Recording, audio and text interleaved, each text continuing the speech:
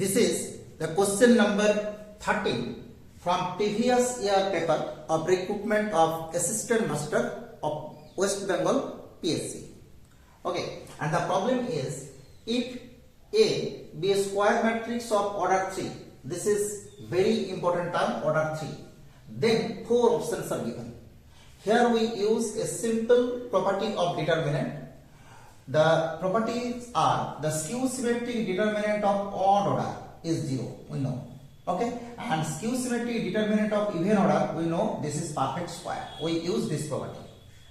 Now from the option we have to find A minus A transpose, and if we let it be P, then P transpose, this is equal to A minus A transpose whole transpose, and this is given by A transpose minus A transpose whole transpose, because we know that A plus B whole transpose, this is equal to A transpose plus B transpose. This is the property of matrix, and clearly this is A transpose minus A, because A transpose whole transpose, this is A again, and by taking common minus we get this is A minus A transpose, and which is given by minus P.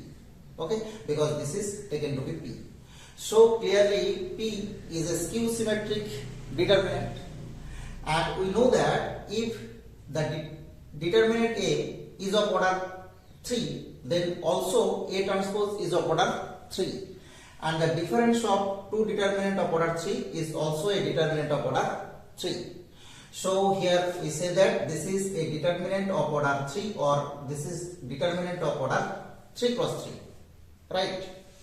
Now 3 cross 3 means odd order, also it is skew symmetric.